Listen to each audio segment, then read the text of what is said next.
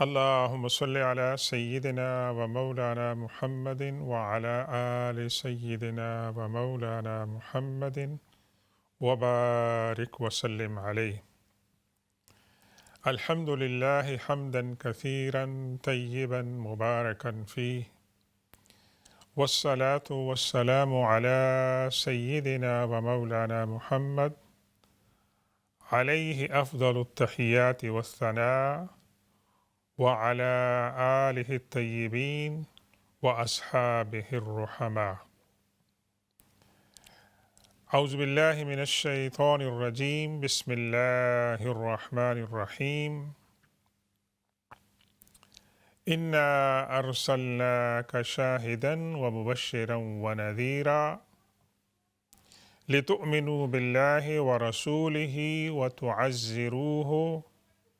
وتوقروه وتسبحوه بكرة وأصيلا.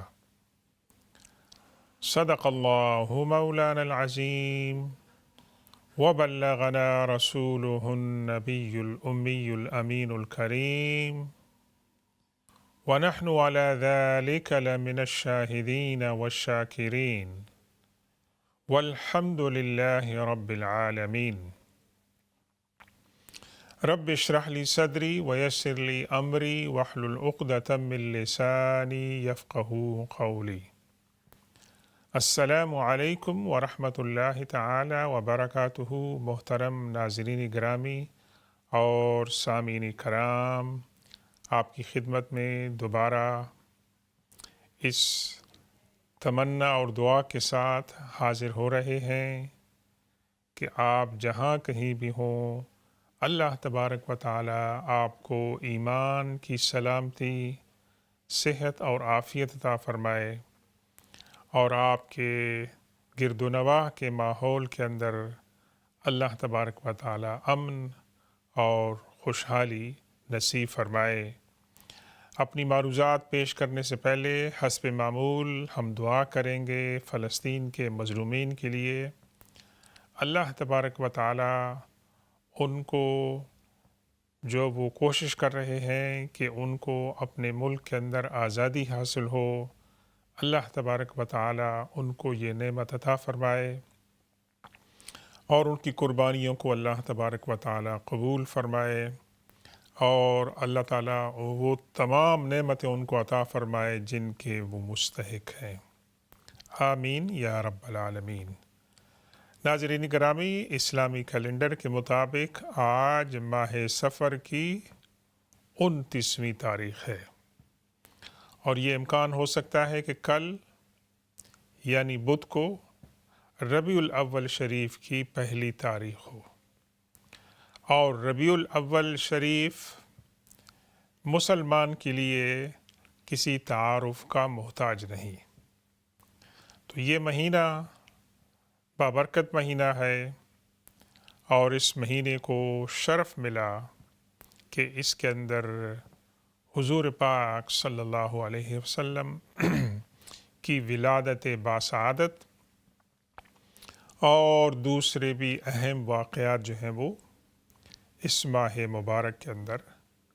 واقع ہوئی ہے۔ تو ہم نے مناسب سمجھا کہ ان نشستوں میں جن کے اندر ہم صحابہ کرام کی سوانح حیات کے بارے میں بات کرتے ہیں، کیوں نہ ربیع الاول شریف کی ان نشستوں میں ہم حضور پاک صلی اللہ علیہ وسلم کی سیرت اور صحابہ کرام کا جو طرز عمل ہے اس کے بارے میں بات کریں۔ اور ہماری جو پہلی گفتگو ہے، ہمارا جو پہلا موضوع ہے اس سلسلے میں، وہ یہ ہے کہ صحابہ کرام رضوان اللہ تعالی علیہم اجمعین نے حضور پاک صلی اللہ علیہ وسلم کا ادب اور احترام کرنے میں کیسی عظیم الشان، ایمان افروز اور قابل رشک مثالیں قائم کی۔ ایسی مثالیں جو بے نظیر ہیں، جو انسانی تاریخ میں جن کا کوئی پریسیڈنٹ نہ تو حضور پاک صلی اللہ علیہ وسلم اور صحابہ کرام سے پہلے اور نہ ہی بعد میں ہمیں کسی شخصیت اور اس کے پیروکاروں کے اندر ملتا ہے۔ اس لیے کہ ناظرین گرامی، ادب اور احترام اور خاص طور پر حضور پاک صلی اللہ علیہ وسلم کا ادب و احترام یہ ایمان کا حصہ ہے، اور جو شخص یہ دعویٰ کرے کہ وہ مسلمان ہے لیکن اس کا عمل حضور پاک صلی اللہ علیہ وسلم کے ادب اور احترام کے خلاف ہے، تو قرآن کے الفاظ میں ایسے انسان کا عمل جو ہے وہ ضائع ہو جاتا ہے۔ سورہ حجرات آپ پڑھیں، سورہ فتح کی جو آیت ہم نے آپ کے سامنے پڑھی ہے، اِنَّا أَرْسَلْنَاكَ شَاهِدًا وَبَشِّرًا وَنَذِيرًا، اور پھر فرمایا مسلمانوں سے کہ لِتُؤْمِنُوا بِاللَّهِ وَرَسُولِهِ وَتُعَزِّرُوهُ وَتُوَقِّرُوهُ، ایمان لانا ہے حضور پاک صلی اللہ علیہ وسلم پر بحیثیت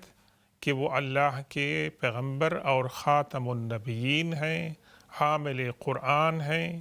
اس حیثیت سے، اور اس کے ساتھ وَتُعَزِّرُوهُ وَتُوَقِّرُوهُ، ان کی سپورٹ کرنی ہے اور ان کا ادب اور احترام کرنا ہے۔ تو حضور پاک صلی اللہ علیہ وسلم کا ادب اور احترام یہ ایمان کا حصہ ہے۔ اور ایک مشہور حدیث میں اللہ کے رسول صلی اللہ علیہ وسلم فرماتے ہیں، لا يؤمن احدكم حتى اكون احب الیہ من والدہ وولدہ والناس اجمعین۔ اس حدیث پاک میں اللہ کے رسول صلی اللہ علیہ وسلم فرماتے ہیں کہ تم میں سے کوئی شخص اس وقت تک مسلمان نہیں ہو سکتا جب تک کہ میں اس کی نگاہ میں اس کے والدین، اس کی اولاد اور تمام انسانوں سے محبوب ترین نہ ہوں۔ تو اللہ کے رسول صلی اللہ علیہ وسلم کی محبت اور اللہ کے رسول صلی اللہ علیہ وسلم کا ادب اور احترام یہ ایمان کے واجبات اور تقاضوں میں سے ہے۔ اللہ تبارک و تعالیٰ سے ہمیشہ اس بات کی دعا کریں کہ اللہ تعالیٰ ہمیں بارگاہ نبوت میں بے ادبی اور گستاخی سے بچائے۔ تو ناظرین گرامی، صحابہ کرام نے جو مثالیں قائم کی اللہ کے رسول صلی اللہ علیہ وسلم کے ادب اور احترام کی، اس کی تشریحات اور تذکرے قرآن کی تفسیر میں، سیرت کی کتابوں میں، احادیث میں اور تاریخ کی کتابوں میں ہمیں ملتی ہیں۔ لیکن پہلے ہم اختصار سے بات کریں گے کہ ادب نبوی کی کتنی اقسام ہمیں صحابہ کرام کی سیرت سے ملتی ہے۔ ایک تو ہے کہ ادب قلبی، کہ حضور پاک صلی اللہ علیہ وسلم کا دل کے اندر احترام ہو، اور اگر دل میں احترام نہیں ہوگا تو وہ نفاق ہوگا، اور اس کے بارے میں قرآن کی آیتیں نازل ہو جاتی تھیں، اور صحابہ کرام کو اس بات کا اندیشہ رہتا تھا کہ کہیں ان کے خلاف کوئی وحی نازل نہ ہو جائے جس میں ان پر تنبیہ کی جائے، تو وہ اللہ کے رسول صلی اللہ علیہ وسلم کا دل سے احترام کرتے تھے۔ تو یہ تو بات ہو گئی ادب قلبی کی، اور دوسری بات ہو گئی ہے ادب لسانی کی۔ الادب باللسان، کے حضور پاک صلی اللہ علیہ وسلم کے ساتھ گفتگو کرتے ہوئے اور آپ کی گفتگو سنتے ہوئے ادب اور احترام کا مظاہرہ ہو، اللہ کے رسول صلی اللہ علیہ وسلم کی گفتگو کے اندر مداخلت نہ کی جائے اور ان کی بات کو غور سے سنا جائے۔ قرآن پاک میں ایک جگہ پر تنبیہ کی گئی ہے، مذمت کی گئی ہے کہ کچھ لوگ آپ کی محفل میں آتے ہیں، باتیں سنتے ہیں، اور جب محفل سے نکلتے ہیں تو وہ لوگوں سے پوچھتے ہیں کہ حضور پاک صلی اللہ علیہ وسلم کیا فرما رہے تھے، تو ان کو کنڈیم کیا گیا ہے اور اس کو ایک منافقت کی علامت قرار دیا گیا ہے کہ وہاں جب وہ بیٹھتے ہیں حضور پاک صلی اللہ علیہ وسلم کی محفل میں تو وہ حضور قلبی کے ساتھ نہیں بیٹھتے ہیں اور ان کے دل میں کچھ اور خیالات ہوتے ہیں۔ تو یہ دوسری صورت ہے کہ اللہ کے رسول صلی اللہ علیہ وسلم کا دل میں احترام ہو اور اللہ کے رسول صلی اللہ علیہ وسلم لسانی طور پر بھی، یعنی جب آپ کو گفتگو فرمائیں گے تو آپ کی گفتگو کو سنیں گے اور آپ کی گفتگو کے دوران مداخلت نہیں کریں گے اور ادب اور احترام کا مظاہرہ کریں گے۔ انشاءاللہ اس کی ہم مثالیں آپ کی خدمت میں پیش کریں گے۔ تیسری جو ہے وہ عملی صورت ہے کہ اللہ کے رسول صلی اللہ علیہ وسلم جس بات کا حکم دیں اس کو کریں اور جس بات سے اللہ کے رسول صلی اللہ علیہ وسلم منع فرمائیں اس سے رک جائیں۔ یہ بھی قرآن کے اندر جو ہے اس کی بہت سی مثالیں جو ہیں وہ دی گئی ہیں کہ یہ امتحان ہوتا ہے کہ ایک مسلمان دعویٰ کرتا ہے حضور پاک صلی اللہ علیہ وسلم کے امتی ہونے کا اور وہ اس دعوے کے اندر کتنا سچا ہے اس کا عمل جو ہے وہ بتائے گا۔ اور چوتھی قسم یہ ہے کہ الادب بالجوارح ہے کہ انسان کے جو آرگنز ہیں، انسان کی آنکھیں ہیں، زبان ہے، کان ہے، ہاتھ ہیں، پاؤں ہیں، یہ بھی جو ہے گواہی دیں اور سپورٹ کریں کہ یہ جو شخص ہے یہ اللہ کے رسول صلی اللہ علیہ وسلم کو مانتا ہے اور آپ کا ادب و احترام کرتا ہے۔ آپ نے ناظرین گرامی آپ حیران ہو جائیں گے کہ صحابہ کرام اللہ کے رسول صلی اللہ علیہ وسلم کا کس طرح احترام فرماتے تھے۔ حضرت انس رضی اللہ تعالیٰ عنہ اور چند دیگر صحابہ کرام ہمیں یہ بتاتے ہیں کہ جب وہ حضور پاک صلی اللہ علیہ وسلم کی بارگاہ میں آپ کے گھر تشریف لے جاتے تھے اور آپ کو بلانا چاہتے تھے تو دروازہ کھٹکھٹاتے نہیں تھے، آواز نہیں لگاتے تھے، کھنکھارتے نہیں تھے۔ ایک دفعہ ہوا کچھ بدو باہر سے آئے اور دوپہر کے وقت تھا تو انہوں نے آوازیں لگانا شروع کر دیں اللہ کے رسول صلی اللہ علیہ وسلم کے حجرات کے سامنے، اور تو اللہ کے رسول صلی اللہ علیہ وسلم باہر تشریف لائے، لیکن اللہ تبارک و تعالیٰ کو یہ بات پسند نہیں آئی کہ تم میرے حبیب کو اس طرح پکارتے ہو، اور سورہ حجرات میں ان کو وارننگ دی گئی ہے کہ تم لوگ اس طریقے سے اگر پکارو گے بے ادبی کے ساتھ تو تمہارے تمام جو اعمال صالحہ ہیں وہ ضائع ہو جائیں گے۔ اور صحابہ کرام جو تھے ان کو اس بات کا ادراک تھا، تو چنانچہ اللہ کے رسول صلی اللہ علیہ وسلم کے خدمت میں جب صحابہ کرام حاضر ہوتے تھے تو کس طریقے سے وہ آپ کے دروازے کو نوک کرتے، وہ دروازے کو نوک نہیں کرتے تھے، وہ دروازے کو اپنے جو ناخن ہیں ان کو رگڑتے تھے آپ کے دروازے پر، تاکہ یہ معمولی سی آواز سے پتہ چل جائے کہ کوئی دروازے پر کھڑا ہے، تاکہ اللہ کے رسول صلی اللہ علیہ وسلم کے آرام کے اندر خلل نہ آئے، تاکہ اس بات کے اندر ڈسٹربنس نہ ہو کہ اللہ کے رسول صلی اللہ علیہ وسلم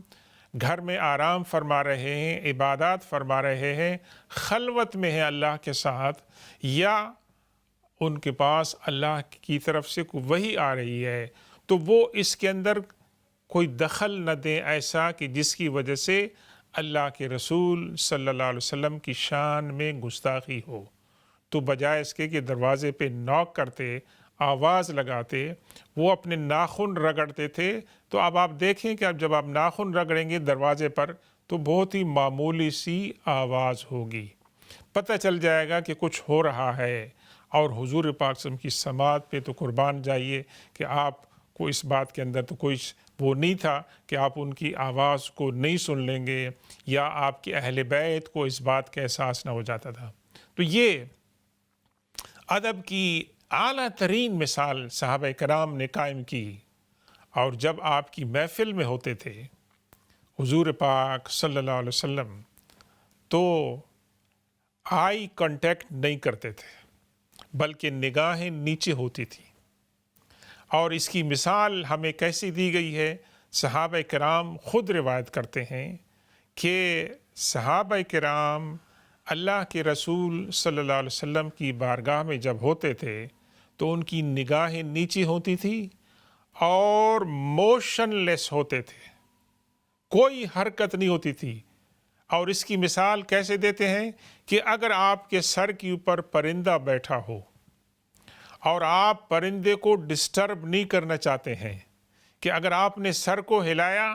تو پرندے کو ڈر ہو جائے گا اور پرندہ جو ہے وہ اڑ جائے گا، آپ چاہتے ہیں کہ پرندہ آپ کے سر کے اوپر بیٹھا رہے، تو صحابہ کرام رضوان اللہ تعالی علیہم اجمعین جب بارگاہ رسالت کے اندر ہوتے تھے تو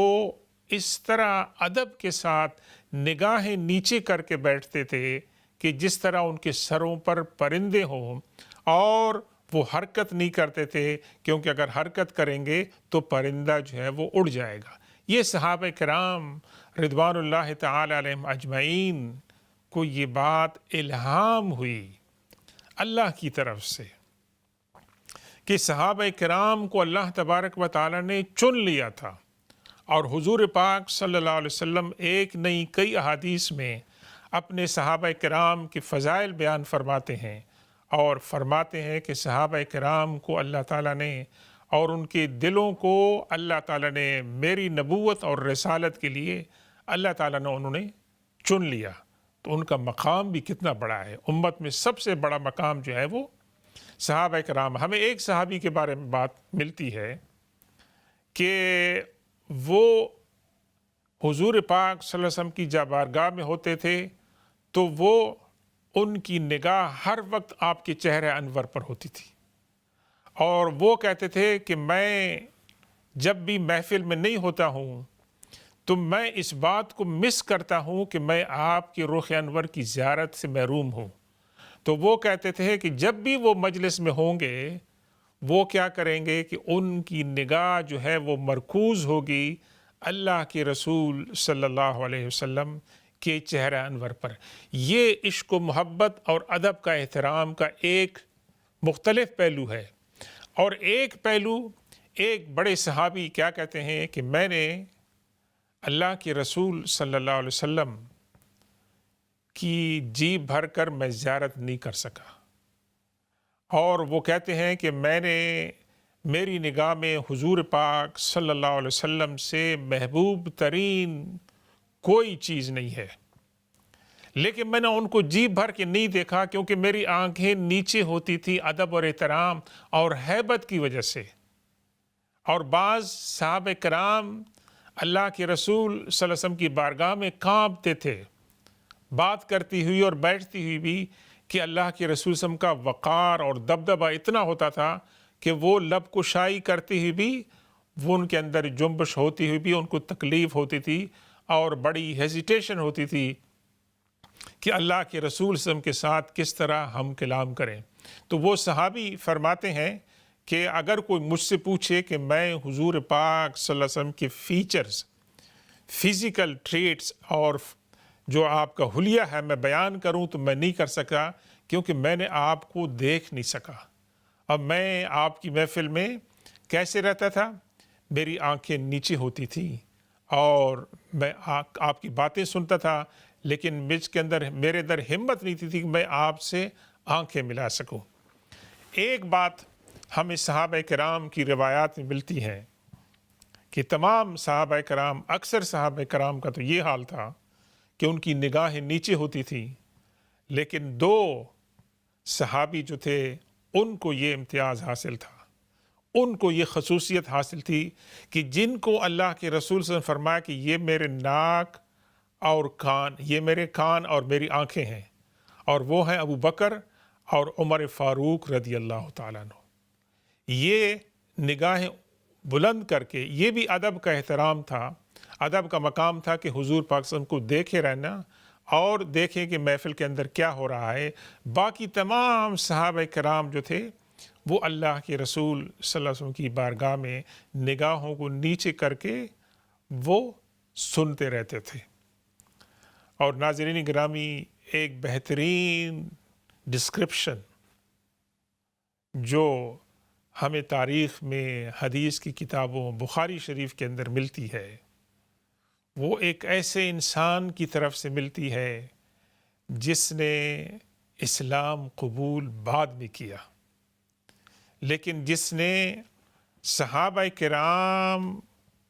کا ادب و احترام حضور پاک صلی اللہ علیہ وسلم کی بارگاہ میں جب اس نے مشاہدہ کیا تو اس نے اس کو جیسے ڈسکرائب کیا ہے، وہ بعد میں مسلمان ہوئے، اور لیکن یہ باتیں انہوں نے اسلام قبول کرنے سے پہلے کی۔ اور یہ ہیں اللہ کے رسول صلی اللہ علیہ وسلم کے جلیل القدر صحابی عروہ بن مسعود الثقفی رضی اللہ تعالیٰ عنہ، جن کو حضور پاک صلی اللہ علیہ وسلم نے تشبیہ دی عیسیٰ علیہ السلام کے ساتھ، اور ان کے کردار کی وجہ سے اور ان کی فزیکل فیچر کی وجہ سے ان کو اللہ کے رسول صلی اللہ علیہ وسلم نے حضرت عیسیٰ علیہ السلام کے ساتھ انہوں نے تشبیہ دی۔ تو یہ حضرت عروہ بن مسعود الثقفی رضی اللہ تعالیٰ عنہ، آپ نے ناظرین کرام ایک واقعہ سنا ہوگا صلح حدیبیہ کا، جو ہجرت کے 6 سال میں ہوا، اور جس نے اسلام کی فتح کے بہت بڑے دروازے جو ہیں اس نے کھول دیے مزید، اور جو بظاہر مسلمانوں کی شکست نظر آ رہی تھی، لیکن اس کے بعد اللہ تبارک و تعالی نے اسلام کی کامیابی کے دروازے کھولے۔ تو عروہ بن مسعود الثقفی رضی اللہ تعالی عنہ وارضاہ قریش کی طرف سے ایلچی، ایک نمائندہ بن کر آئے صلح کی گفتگو کرنے کے لیے کہ یہ جو سٹیل میٹ ہو گیا ہے، مسلمان کہتے ہیں ہم عمرہ کرنا چاہتے ہیں، قریش کہتے ہیں آپ عمرہ نہیں کر سکتے ہیں، اور اس میں لڑائی کا امکان ہے۔ مسلمانوں کا رائٹ ہے کہ اللہ کا گھر ہے، اور قریش کہتے ہیں کہ نہیں، ہم مجاور ہیں مکہ کعبہ کے، ہماری اجازت کے بغیر آپ نہیں کر سکتے ہیں۔ اب یہ سٹیل میٹ ہو گیا، تو انہوں نے عروہ بن مسعود الثقفی کو، کہ جو بڑے سمجھدار، تحمل والے اور جہاندیدہ انسان تھے، ان کو انہوں نے بھیجا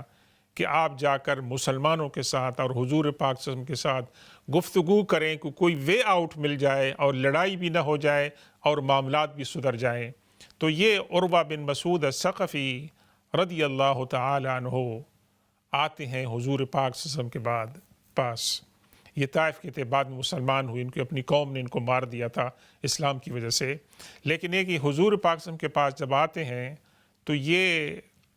آپ کے پاس آ کر بیٹھتے ہیں اور گفتگو بھی کرتے ہیں، اور گفتگو کرنے کے ساتھ ساتھ یہ آبزرو بھی کرتے ہیں۔ تو یہ حضور پاک صلی اللہ علیہ وسلم کے ساتھ جب گفتگو کرتے ہیں تو یہ بعض اوقات یہ کچھ لوگوں کی عادت بھی ہوتی ہے، کچھ لوگوں کا یہ طریقہ بھی ہوتا ہے، کسٹمز ہوتی ہیں کہ بعض اوقات لوگ ادب و احترام میں بات کر رہے ہیں تو اگلے کی داڑھی کے اوپر ہاتھ رکھ لیا ادب و احترام سے اس کے چہرے پر، کہ اس کی توجہ کے لیے، اس کے کچھ کنسیشن لینے کے لیے۔ تو عروہ بن مسعود رضی اللہ تعالیٰ عنہ یہ بعض اوقات کوشش کرتے تھے کہ اپنا ہاتھ بڑھائیں اور حضور پاک صلی اللہ علیہ وسلم کی داڑھی کو چھوئیں، تو ان کے سر پر کھڑے تھے مغیرہ بن شعبہ رضی اللہ تعالی عنہ تلوار لے کر، اور وہ مغیرہ بن شعبہ حضرت عروہ بن مسعود رضی اللہ تعالیٰ عنہ سے کہتے تھے کہ اگر تم نے ہاتھ بڑھایا حضور پاک صلی اللہ علیہ وسلم کی داڑھی کی طرف تو تمہارا ہاتھ واپس نہیں آئے گا، تمہیں یہ حق نہیں پہنچتا ہے کہ تم اس ہاتھ کے ساتھ اللہ کے رسول صلی اللہ علیہ وسلم کو ٹچ کرو۔ تو یہ مغیرہ بن شعبہ رضی اللہ تعالیٰ عنہ کا یہ ایمان تھا کہ حضور پاک صلی اللہ علیہ وسلم کی داڑھی مقدس ہے، اور یہ انسان جو ہے ایمان سے محروم ہے۔ ناظرین گرامی، انشاءاللہ یہ گفتگو ہم جاری رکھیں گے۔ بریک کے بعد آپ ہمارے ساتھ دوبارہ جوائن کریے، اور بریک کے بعد اگر آپ کے کوئی سوالات ہوں گے تو انشاءاللہ ان کی بھی جوابات دینے کی کوشش کریں گے۔ سبحان ربک رب العزت عما یصفون وسلام علی المرسلین والحمد للہ رب العالمین.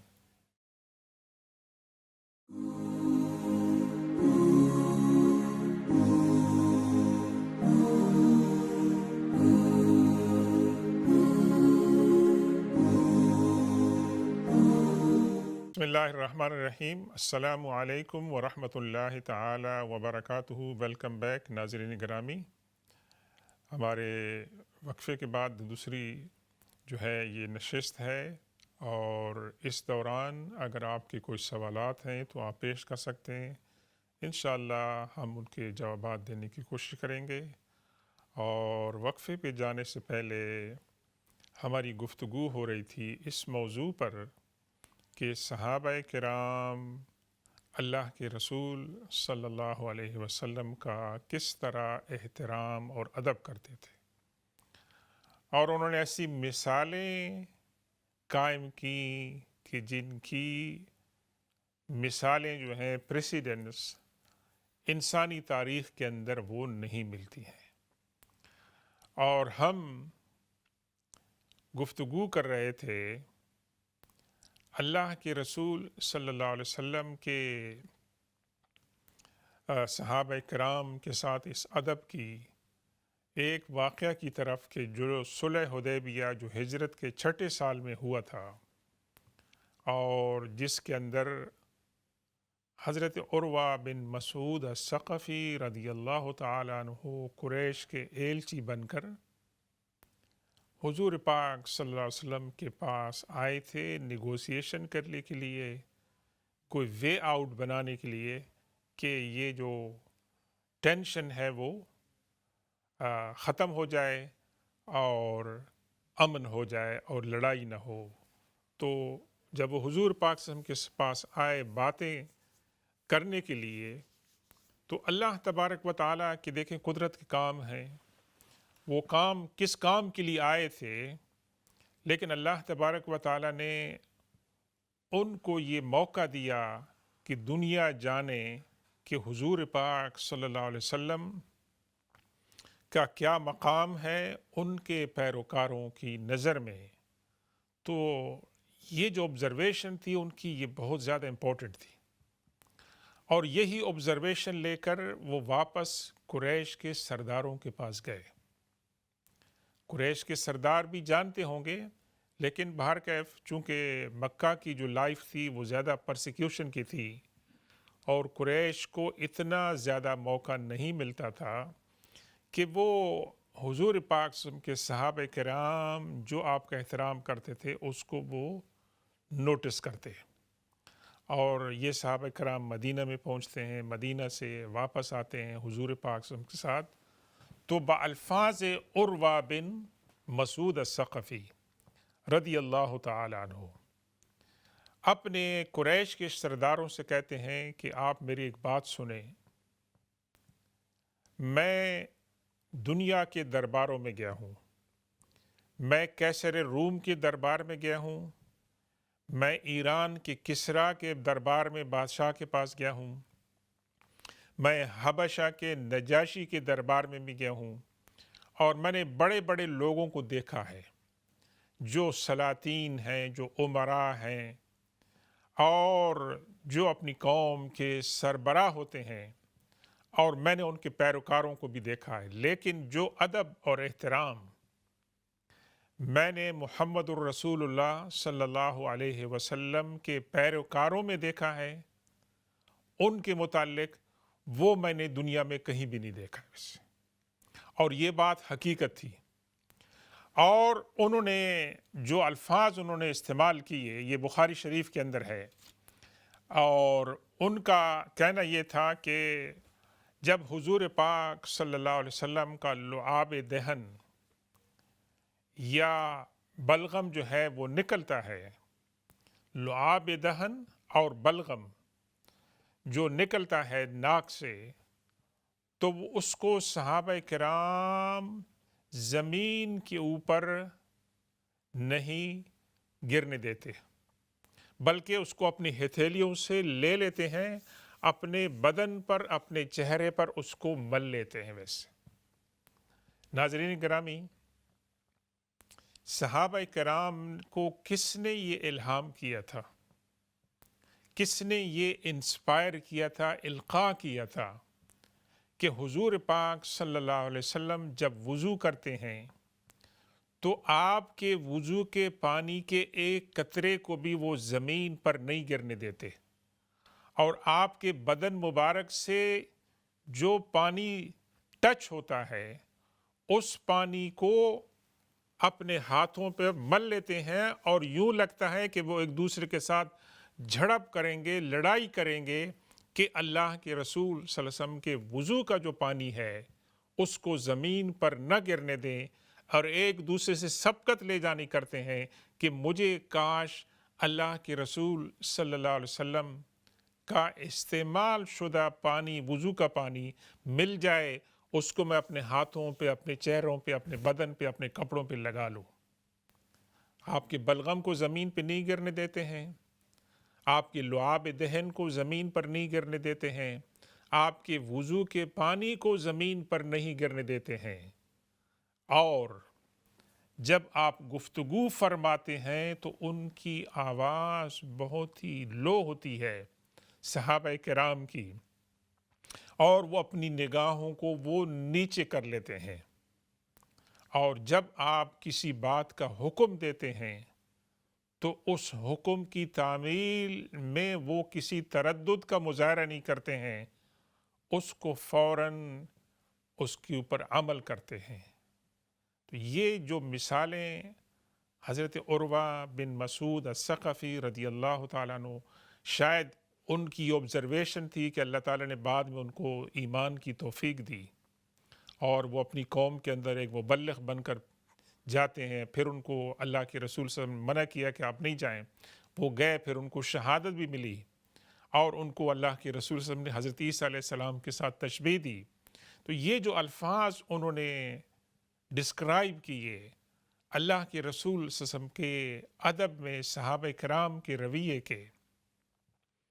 یہ ادب و احترام آپ کو تاریخی انسانی میں کہیں نہیں ملے گا۔ یہ ظاہری ادب و احترام نہیں تھا، یہ ادب و احترام بالجوارح تھا، یہ ادب اور احترام بالقلب تھا، کہ ان کے دل میں حضور پاک صلی اللہ علیہ وسلم کی محبت تھی اور آپ کے اوپر ان کا ایمان تھا، تو یہ اس طریقے سے وہ حضور پاک صلی اللہ علیہ وسلم کا ادب و احترام کرتے تھے، اور اس احترام کی وجہ سے اللہ تبارک و تعالی نے ان کا مقام بہت ہی بلند فرمایا۔ اسی صلح حدیبیہ کے مقام پر، موقع پہ ہم دیکھتے ہیں کہ ایک موقع پر قریش کا نمائندہ جو ڈاکیومنٹ ٹریٹی تیار ہوتی ہے اس کے اندر لفظ ہوتا ہے کہ محمد الرسول اللہ صلی اللہ علیہ وسلم اور قریش کے نمائندے کے درمیان یہ ٹریٹی جو ہے وہ جو ہے اس کا اختتام ہوا اور وہ وقوع پذیر ہوئی۔ تو انہوں نے اعتراض کیا کہ آپ محمد الرسول اللہ نہیں لکھ سکتے ہیں، ہمارا جھگڑا آپ کے ساتھ اسی بات پہ ہے، اگر آپ محمد الرسول اللہ لکھتے ہیں تو پھر اگر ہم آپ کو مان لیں تو پھر ہمارا جھگڑا نہیں ہے، اس لیے آپ محمد الرسول اللہ مٹا دیں۔ اور یہ ڈاکیومنٹ کو لکھنے والے کون تھے؟ داماد رسول سیدنا علی بن ابی طالب رضی اللہ عنہ۔ تو اللہ کے رسول صلی اللہ علیہ وسلم حکم دیتے ہیں حضرت علی کو کہ جو ہاں محمد الرسول اللہ لکھا ہے اس کو مٹا دو۔ تو حضرت علی فرمایا کہ یا رسول اللہ، میں کیسے محمد الرسول اللہ کہ محمد اللہ کے رسول ہیں، میں اس کو کیسے مٹا سکتا ہوں؟ آپ اللہ کے رسول ہیں، میں مانتا ہوں، میرا تو ایمان اس بات کی مجھے اجازت نہیں دیتا ہے کہ میں محمد الرسول اللہ مٹا دوں۔ تو اللہ کے رسول نے فرمایا مجھے دکھاؤ کہاں لکھا ہے، میں اس کو مٹاؤں گا۔ تو حضرت علی رضی اللہ تعالیٰ عنہ نے اس ادب کا جو مظاہرہ کیا کہ انہوں نے محمد الرسول اللہ کا نام مٹانا اپنے ایمان کے اور ادب کے منافی سمجھا۔ اور ایک اور مثال آپ کو بتاتے ہیں اسی صلح حدیبیہ کے موقع پر، کہ ان کی طرف سے عروہ بن مسعود ثقفی رضی اللہ تعالیٰ عنہ آئے تھے۔ یہاں سے حضور پاک صلی اللہ علیہ وسلم نے اپنے ایک جلیل القدر صحابی، آپ کے داماد سیدنا عثمان بن عفان رضی اللہ تعالیٰ عنہ کو قریش کے پاس بھیجا کہ آپ قریش کو لوگوں کو سمجھائیں کہ ہم لڑنے کے لیے نہیں آئے، ہم صرف عمرہ کر کے چلے جائیں گے، ہمارا آپ سے کوئی کنفرنٹیشن نہیں ہے، ہم صرف عبادت کرنا چاہتے ہیں اور اس کے بعد ہم چلے جائیں گے۔ تو حضرت عثمان غنی رضی اللہ تعالیٰ عنہ جب جاتے ہیں تو ان کی ملاقات حرم کعبہ کے اندر قریش کے سرداروں سے ہوتی ہے۔ حرم کعبہ کے سامنے عثمان غنی رضی اللہ تعالیٰ عنہ بیٹھتے ہیں۔ قریش کے لوگ حضرت عثمان غنی رضی اللہ تعالیٰ عنہ کو آفر کرتے ہیں کہ آپ طواف بھی کر لیں، آپ عمرہ بھی کر لیں، آپ کیونکہ آپ یہاں پر آئی ہوئی ہیں۔ تو حضرت عثمان غنی رضی اللہ تعالیٰ عنہ کیا کہتے ہیں؟ کہتے ہیں میں کس طرح طواف کر سکتا ہوں جبکہ حضور پاک صلی اللہ علیہ وسلم کو تم لوگ روک رہے ہو کہ وہ کعبے کا طواف نہیں کر سکتے ہیں، میں کیسے طواف کر سکتا ہوں ایسے؟ ناظرین گرامی، یہ کتنا بلند مقام ہے، کتنی بڑی سعادت ہے کہ انسان کعبے کے پاس موجود ہو اور کعبے کا طواف نہ کر سکے۔ کون سی چیز ہے جو انسان کو روکتی ہے؟ کتنی بڑی روحانی ایمانی سعادت ہے ویسے۔ لیکن حضرت عثمان غنی رضی اللہ تعالیٰ عنہ کعبہ کے سامنے موجود ہیں، ان کو آفر بھی دی جا رہی ہے اور وہ کیا کہتے ہیں کہ میں طواف نہیں کروں گا جب تک کہ حضور پاک صلی اللہ علیہ وسلم طواف نہیں کریں گے، میں طواف نہیں کروں گا۔ یہ ادب کا کتنا اعلیٰ مقام تھا۔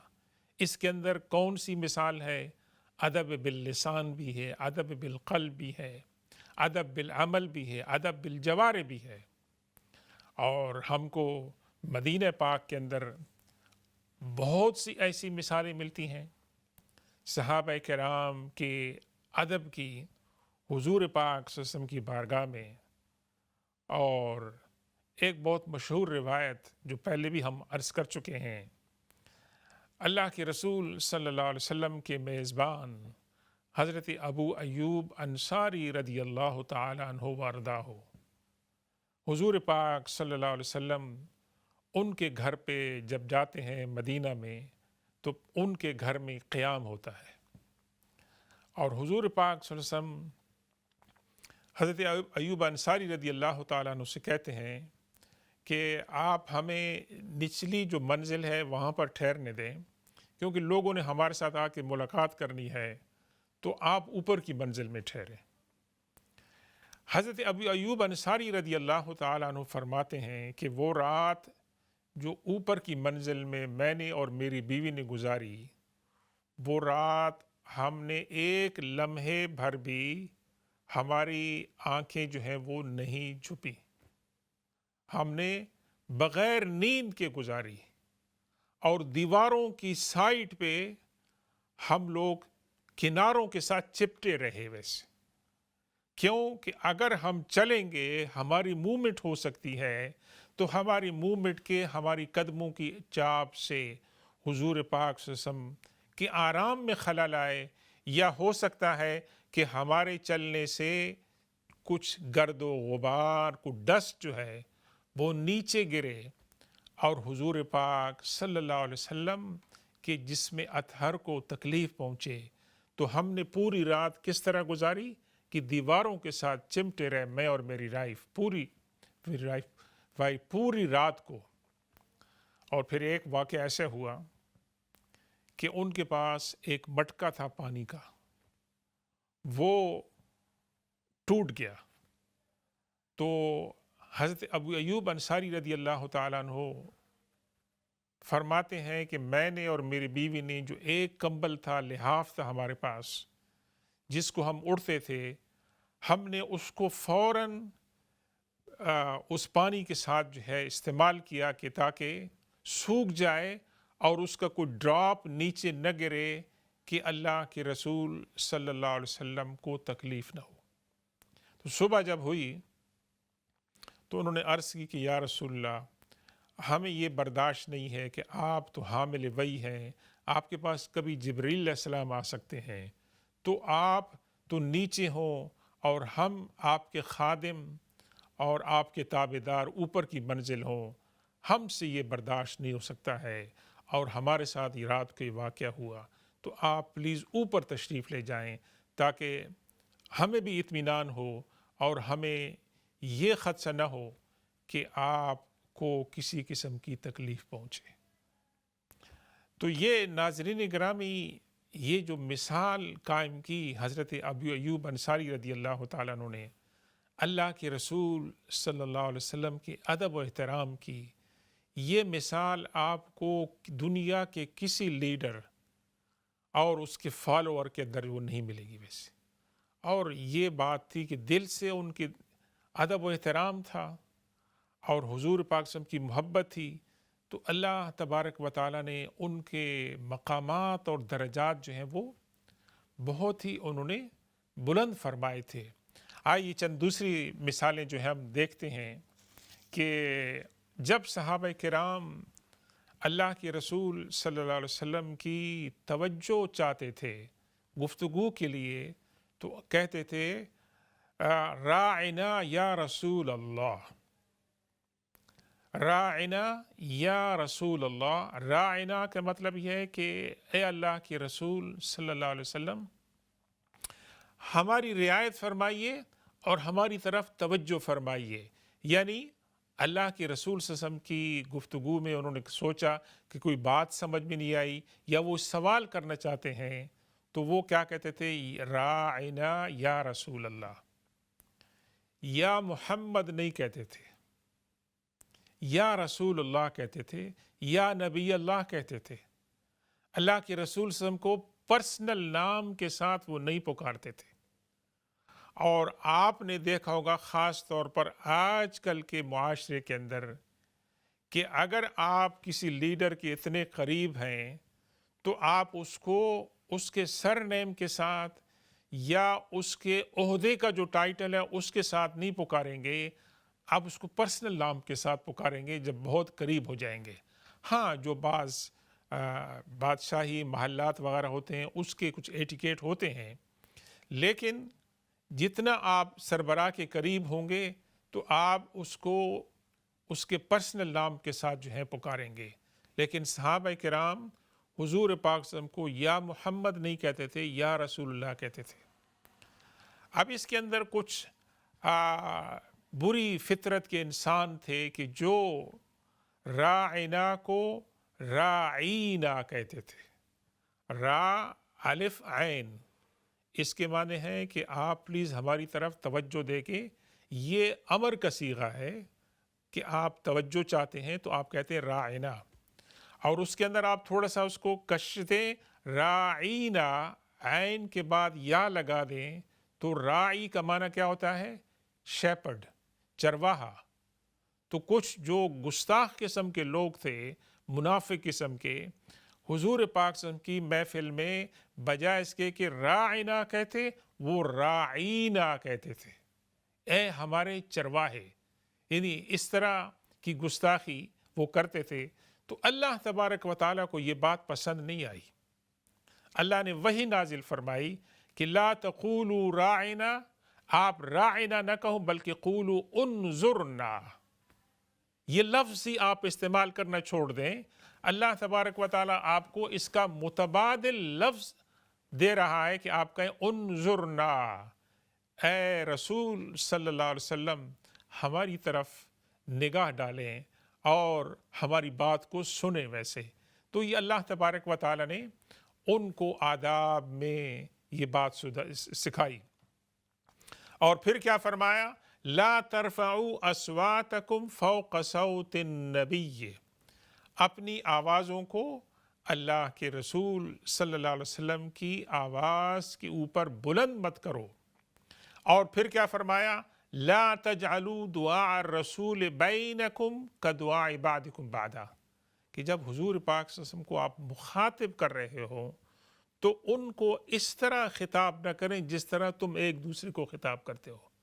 جب آپ ایک دوسرے کو خطاب کرتے ہیں تو اس کے اندر بہت سے حجابات اور پروٹوکول آپ نکال دیتے ہیں، اور آپ میں بہت زیادہ فرینکنس ہوتی ہے، کلوزنس، انٹیمیسی ہوتی ہے، تو آپ اس میں تکلفات کو نکال دیتے ہیں، لیکن اللہ نے فرمایا کہ جب آپ میرے حبیب کے ساتھ گفتگو کریں گے تو اس وقت آپ گفتگو کا وہ انداز نہ کریں جو آپ ایک دوسرے کے ساتھ کریں گے۔ اگر آپ اس طرح کریں گے تو آپ کے اعمال جو ہیں وہ ضائع ہو جائیں گے۔ ناظرین گرامی، یہ ادب و احترام کی مثالیں خاص طور پر نوٹ کرنے کی ہیں کہ جب ہم حضور پاک صلی اللہ علیہ وسلم کی مسجد میں جاتے ہیں، روضہ انور کی زیارت کے لیے جاتے ہیں، تو بعض اوقات دیکھتے میں آتا ہے کہ روضہ انور کی زیارت کے لیے جب جاتے ہیں تو لوگ دوڑ لگاتے ہیں، اور بعض اوقات کچھ احباب جو ہیں وہ آواز کو بلند بھی کرتے ہیں ویسے۔ تو میں آپ کو اس کے بارے میں ایک واقعہ سناتا ہوں۔ حضرت عمر فاروق رضی اللہ تعالیٰ عنہ کے عہد خلافت میں کہ آپ مسجد نبوی میں امیر المومنین تشریف رکھتے ہیں، آپ نوٹس کرتے ہیں کہ دو آدمی ایک فاصلے پر اونچی آواز سے بول رہے ہیں مسجد نبوی کے اندر۔ تو حضرت عمر فاروق رضی اللہ تعالیٰ عنہ ایک دوسرے صحابی کو ایک چھوٹی سی کنکری اٹھا کے ان کی طرف پھینکتے ہیں، اونچی آواز سے بھی نہیں بلاتے ہیں، کنکری پھینک کے ان کو کہتے ہیں ادھر آؤ تم، اور ان کو کہتے ہیں کہ تم جا کر ان دو آدمیوں کو میرے پاس لے کے آؤ، اور ان سے پوچھتے ہیں کہ تم لوگ کیا مقامی لوگ ہو، مدینہ کے لوگ ہو، یا تم کہیں باہر سے آئے ہو ویسے؟ تو وہ کہتے ہیں کہ ہم طائف سے آئے ہیں، ہم وزٹر ہیں ویسے۔ تو حضرت عمر فاروق رضی اللہ تعالیٰ عنہ فرماتے ہیں اگر تم لوکل لوگ ہوتے تو تمہارا میں وہ حشر کرتا کہ تم زندگی بھر یاد رکھتے کہ تم اللہ کے رسول صلی اللہ علیہ وسلم کی مسجد کے اندر بلند آواز سے تم بول رہے ہو، تمہیں احساس نہیں ہے کہ یہ مسجد نبوی ہے، یہاں پر آواز نہیں اٹھانی چاہیے۔ اور ناظرین گرامی، آپ نے دیواروں پہ دیکھا ہوگا، وہاں پر یہ آیت لکھی ہے یا ایھا الذین آمنوا لا ترفعوا اصواتکم فوق صوت النبی، وہاں پر دیواروں پر یہ آیات جو ہے وہ لکھی ہیں، یا ایھا الذین آمنوا لا تقدموا بین یدی اللہ ورسولہ۔ تو ہم جب مسجد نبی کی زیارت کے لیے جاتے ہیں، قبر انور پہ سلام کرنے کے لیے جاتے ہیں، تو انتہائی ادب و احترام کے ساتھ جائیں، اور وہاں کوئی ایسی بات نہ کریں کہ جو بارگاہ نبوت کے ادب کے خلاف ہو۔ انشاءاللہ ناظرین کرامی، یہ موضوع ہم جاری رکھیں گے، اور اس ماہ مقدس کے اندر اس موضوع پر اور اس سے متعلق دیگر موضوعات پر ہم گفتگو کریں گے۔ اللہ تبارک و تعالیٰ سے دعا ہے کہ آج کی اس نشست میں ہم نے اس موضوع پر جو باتیں کی ہیں، اللہ تبارک و تعالیٰ ان کو قبول فرمائے۔ اللہ تعالیٰ ہمیں حضور پاک صلی اللہ علیہ وسلم کا سچا ادب اور احترام، آپ کی محبت جو ہے وہ عطا فرمائے، اور آپ کی پیروی کی ہمیں اللہ تبارک و تعالیٰ توفیق عطا فرمائے۔ بسم اللہ الرحمن الرحیم، الحمد للہ رب العالمین، والصلاة والسلام علی سیدنا ومولانا محمد وعلی آل سیدنا ومولانا محمد وبارک وسلم علیہ۔ اللہم ربنا آتنا فی الدنیا حسنة وفی الآخرة حسنة وقنا عذاب النار، رب اجعلنی مقیم الصلاة ومن ذریتی ربنا وتقبل دعاء، ربنا اغفر لی ولوالدی وللمؤمنین یوم یقوم الحساب۔ اللہم اشفنا واشف مرضانا ومرضى المسلمین، اللہم ارحمنا وارحم موتانا وموتى المسلمین، اللہم علمنا بما ينفعنا وانفع بما علمتنا ورب زدنا علما۔ اللہم ربنا ظلمنا انفسنا وإن لم تغفر لنا وترحمنا لنكونن من الخاسرین۔ اللہم اغفر لحینا ومیتنا وشاہدنا وغائبنا وصغیرنا وکبیرنا وذکرنا وانثانا، اللہم من احییت منا فاحی علی الاسلام ومن توفیت منا فتوفہ علی الایمان۔ اللہ تبارک و تعالیٰ سے دعا کرتے ہیں کہ جو مسلمان بہن بھائی بیمار ہیں، اللہ تعالیٰ ان کو شفاء کاملہ عاجلہ عطا فرمائے، اور جو مسلمان بہن بھائی اس دنیا سے چلے گئے اللہ تعالیٰ ان کی مغفرت فرمائے، اور جو بھی مسلمان بہن بھائی پریشان حال ہیں اللہ تعالیٰ ان کی پریشانیوں کو دور فرمائے۔ اللہ تبارک و تعالیٰ سے دعا ہے، اللہم ربنا حب لنا من ازواجنا و ذریاتنا قرۃ اعین واجعلنا للمتقین اماما۔ اللہ تعالیٰ ہمارے بچوں کو، ہماری نئی نسل کو اللہ تبارک و تعالیٰ اسلام پر عمل کرنے کی توفیق عطا فرمائے اور انہیں ماں باپ کے لیے آنکھوں کی ٹھنڈک بنائے۔ وصلی اللہ تعالی علی خیر خلقہ سیدنا و مولانا محمد و آلہ و اصحابہ اجمعین برحمتک یا ارحم الراحمین۔ سبحان ربک رب العزت عما یصفون وسلام علی المرسلین والحمد للہ رب العالمین۔